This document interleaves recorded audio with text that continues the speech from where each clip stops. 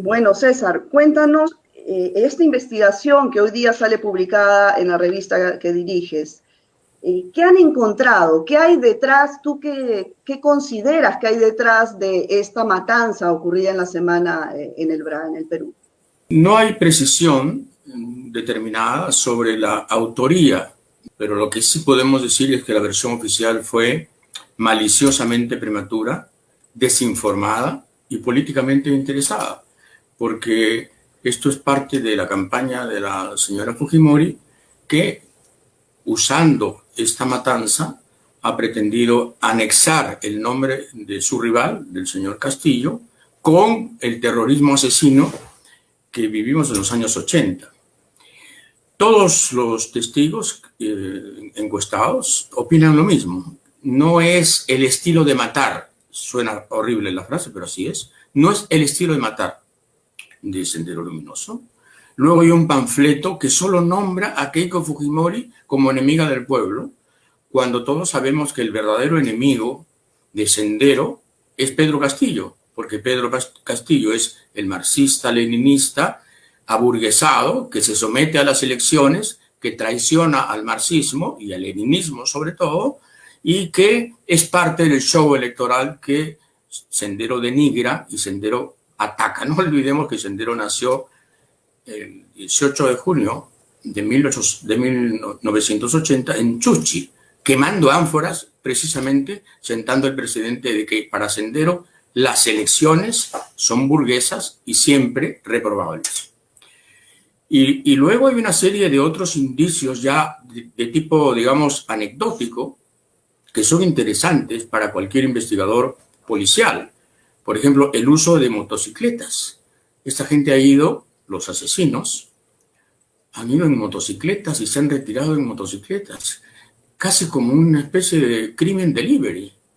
Luego está el aprovechamiento descarado que el señor Rospigliosi, ahora aliado de Fujimori, ha hecho de todo esto y que fue el primero, además, en anunciar el hecho cuando nadie sabía nada. Es más, él predijo casi en el debate del domingo pasado que Keiko Fujimori exterminaría, y usó ese término, exterminaría, y lo repitió, a las huestes del Brain, justo a la misma hora en que ocurría el atentado. Entonces Ahora, son pues, demasiadas coincidencias como para avalar la tesis de los militares, cuidado, porque este es el comando conjunto el que ha decidido que esto es verdad, y ha sido el jefe de la DIRCOTE que sirve al ministro del Interior el que ha decidido que esto es verdad, o sea que la verdad oficial es la única. Nosotros hemos comprobado que esa verdad oficial se cae a pedazos. claro, claro. Ahora, tú también, el día de hoy, en el editorial de este ejemplar, mencionas un poco entre líneas, se ve que pues no vas a votar por Keiko Fujimori, por las razones que indicas. Y entonces, mi pregunta es, ¿votarías por Pedro Castillo o vas a votar en blanco nulo? Si yo fuera a votar, no tengo ya, por razones de edad, obligación de hacerlo, votaría en blanco probablemente, que es una manera casi de depurarse, de purificarse en una elección que está, yo lo sostuve en una columna, en una elección que te plantea el dilema de escoge el abismo o el precipicio. Pero si alguien me sometiera a rigores nazis y me torturara y me exigiera votar por alguien, evidentemente no votaría por Keiko Fujimori. Porque de Keiko Fujimori no vamos a salir y porque además, eligiéndola, estamos reivindicando al régimen de su padre, redimiendo los crímenes, robos, asesinatos y, digamos, destrucción de las instituciones ocurridas en ese decenio. Entonces, de Castillo podemos librarnos, porque va a tener un Congreso, o tendría un Congreso muy hostil y muy compacto, y si él lograse 2 censuras de gabinete y un nuevo Congreso, volvería a tener la misma representación menor y por lo tanto estaría hackeado por un Congreso que no le permitiría ningún exceso. Con Keiko Fujimori tenemos la certeza de que el Congreso que no le es favorable puede convertirse en favorable, como su padre lo convirtió en favorable, pagando miles de dólares sobornando, chantajeando, prometiendo obras o simplemente alquilando conciencias. Con Keiko Fujimori la democracia está en peligro. Es decir, con el señor Castillo podría haber hasta un golpe de Estado, pero Keiko es un golpe de Estado. Ella misma es un golpe de Estado. Y su partido, digamos, definido como organización criminal, no por mí, sino por la Fiscalía, por el Ministerio Público del Perú, está especializado, su partido está especializado en precisamente coparlo todo. El fujimorismo no puede darse en democracia. El fujimorismo es un fenómeno intrínsecamente autocrático. Fujimori recién fue Fujimori luego del golpe de Estado. Para que la gente se entere de qué tipo de golpe de Estado hablamos, hablamos de un golpe de Estado omnímodo, es decir, totalitario.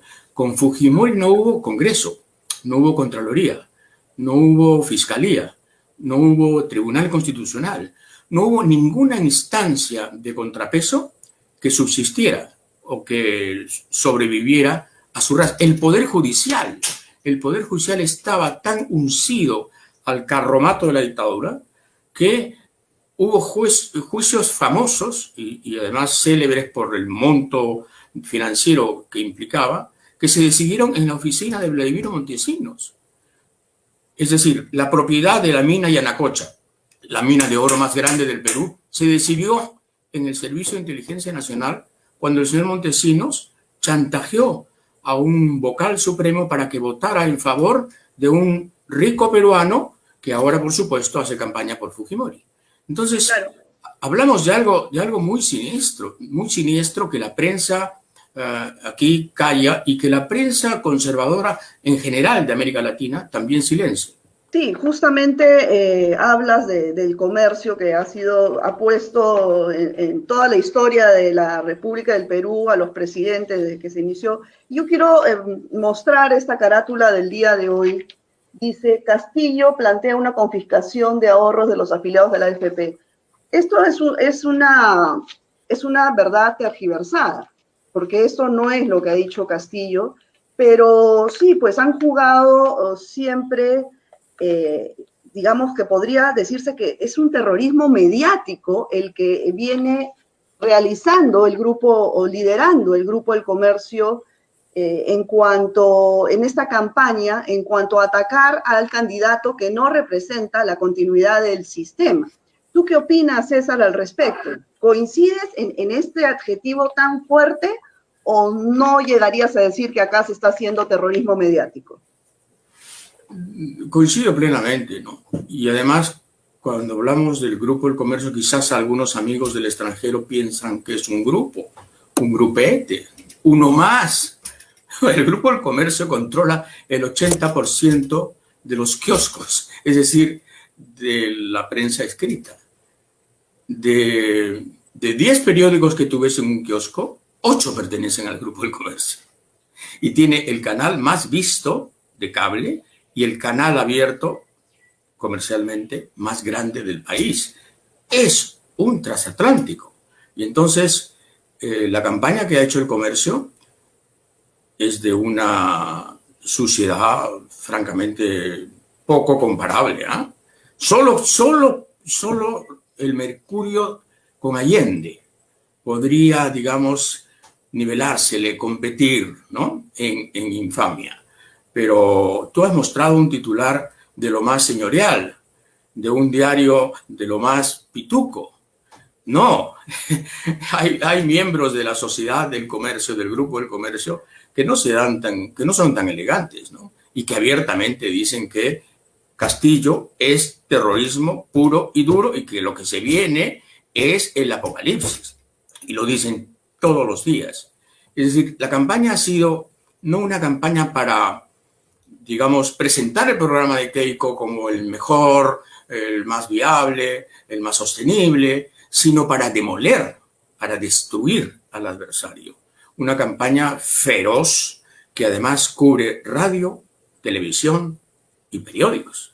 Entonces, si el señor Castillo sobrevive a esto, significa que podría competir con Iron Man la próxima vez.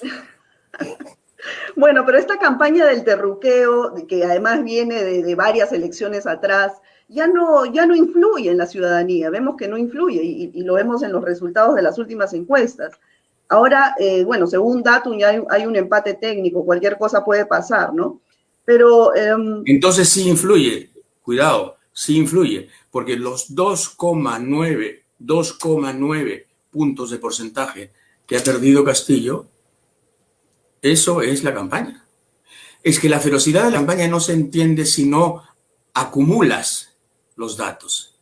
No es un kiosco, no es una portada, no es una página, son decenas de páginas, las 24 horas del día, las radios y las televisiones funcionando a la vez. Es maquinaria, es una maquinaria demoledora, trituradora de carne. Aún así, solo le han arrancado 2,9, lo que significa, y eso lo decimos en nuestra edición, que algo de teflón tiene el señor Castillo, porque dada la campaña, en este momento Keiko debería estar 7 puntos arriba o 10 puntos arriba, pero está 0,9 puntos abajo, o sea, casi un punto debajo. Y esto significa que la guerra sucia podría ser reemplazada por la guerra inmunda en esta última semana y en estas horas que quedan. ¿Qué pasará? No puedo ni siquiera imaginar. No, cuando digo qué pasará, me estoy refiriendo a qué pasará en la campaña. Cómo intentarán, digamos, finalizar la campaña en contra de Castillo. ¿Qué sacarán? No tengo la menor idea, pero puedo imaginarme, digamos, de qué índole será esa munición. Bueno, también el escenario económico es desalentador según todos los... Hoy día ha salido este informe de apoyo donde advierte que si gana Castillo prácticamente nos convertimos en Venezuela. Entonces, esto también es parte de la campaña de terror hacia el ciudadano para incidir en su voto. Sí, por supuesto. Organismos especializados como el BCR también lanzan rumores off the record en relación a las turbulencias financieras. Se han ido 3.100 millones de dólares de ahorros en fondos mutuos, pero todavía hay 47.000 millones de dólares en fondos mutuos. La noticia entonces es que se han ido 3.100, no se sabe a dónde, algún paraíso fiscal seguramente, pero no hay ninguna tragedia económica en este momento que lamentar en el Perú. La gente no ha asumido el terror desde el punto de vista financiero todavía, pero evidentemente la prensa pro Fujimori está muy interesada en que este miedo cunda y efectivamente haya una fuga de capitales masiva y por lo tanto, digamos, una devaluación del sol importante. De hecho, ha habido un crecimiento efectivamente en el precio del dólar, pero todavía no es nada dramático. La derecha espera, por supuesto, vía extorsión, que esto ocurra. En realidad, cuando la derecha publica titulares en relación a lo que podría venir, es mucho más un deseo que una realidad en este momento. Pero sí, hay la convicción en los sectores conservadores de que crear pánico financiero es básico para el operativo final, que es lograr que Keiko Fujimori en estos últimos 8 días pueda sobrepasar a Castillo. Pero aquí no hay escrúpulo alguno, no hay país, lo único que hay es un juego furibundo de intereses que lo que pretenden es precisamente el retorno al formato de Alberto Fujimori. Alberto Fujimori lo tenía muy claro. El Estado desaparece, lo privado prevalece, lo privado es sagrado, no se toca, y lo público, en fin, es lo que queda, las obras para la gente. Muchos regalitos, muchos tuppers, mucho asistencialismo barato, delivery también, en helicóptero, mucho engaño y poquísimas nueces. Pero vamos a ver, porque, cuidado, en Chile también la derecha pensaba que las tenía todas, En Chile la derecha estaba convencida de que la Constitución iba a ser una especie de repetición moderada de la Constitución del 80, pues se han ganado los independientes, se ha ganado la izquierda, y resulta que Chile, que para los peruanos conservadores era todo un ejemplo, era la casa matriz del neoliberalismo, era, en fin, el paraíso que construyó Pinochet. Bueno, ese Chile ha dicho basta. Y aquí hay mucha gente, queridos amigos, que está diciendo lo mismo, basta, basta. Y Castillo es el producto de ese basta. Castillo nace de ese basta, de ese hastío, de esa rabia que se ha confederado alrededor de su candidatura y que explica la solidez, el carácter casi pétreo de su candidatura. Él debería estar muerto, tendría que tener 8 puntos, 10 puntos, porque la prensa lo ha descalificado de tal manera que debería ser ya el candidato en retiro. Pero también, por último, y aquí termino, también eso demuestra que la prensa ya efectivamente, como tú decías, no tiene el poder persuasivo que creyó haber tenido, ¿no? Y lo ha perdido, ¿por qué? Porque hace cosas como esta.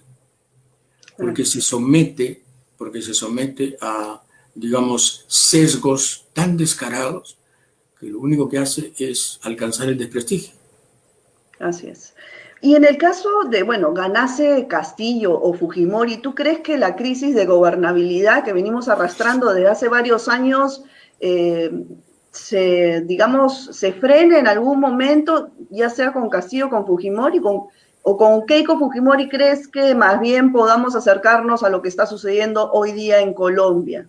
Con Keiko Fujimori de lo que podemos estar seguros es de que habrá una concentración ilegítima de poder y una gran corrupción, porque son las dos características, digamos, genéticas, que están en el ADN del fujimorismo. Concentración extrema de poder y corrupción, entre otras cosas, corrupción para sostener esa concentración de poder.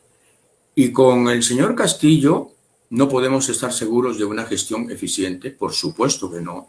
Tiene un equipo débil, un programa difuso y él mismo una personalidad entre voluble e incierta que despierta muchísimos temores. Entonces, ¿va a haber crisis en los próximos 5 años? Gane quien gane, sí.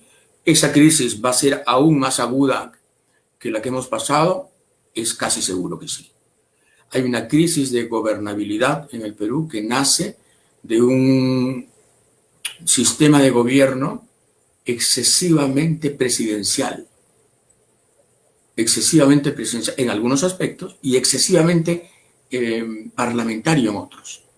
Entonces, estas cosas no se han definido bien y la nueva Constitución, si es que se convoca, podría servir para eso. Es decir, la ingobernabilidad a veces en el Perú, me pongo a pensar, no depende tanto de las personas, sino del sistema que se ha impuesto. El Congreso, por ejemplo, el Congreso del señor Kuczynski gobernó el país. Kuczynski no pudo gobernar, gobernó el Congreso. Kuczynski no quiso hacer uso de sus prerrogativas presidenciales, que las tenía, pero no las usó, y se dejó manejar por el Congreso, que fue el que dictó las normas más elementales, el que censuró a los ministros y el que llevó a cabo al final la defenestración del señor Kuczynski. Entonces, mientras no se aclare debidamente cuál es la jurisdicción de cada poder, vamos a tener esta crisis. A esto se suma, por supuesto, el linaje de la señora Fujimori, en su caso, y la debilidad programática del señor Castillo. Así que a tu pregunta la respuesta es sí. Sí, vamos a estar en una crisis aún más sombría que esta. Bueno, se nos está yendo el tiempo, pero quería terminar con esta pregunta. ¿Tú crees que el debate de este domingo cambie, digamos, o que este porcentaje de indecisos defina su voto luego del debate, o crees que no va a haber nada nuevo que van a presentar ambos candidatos?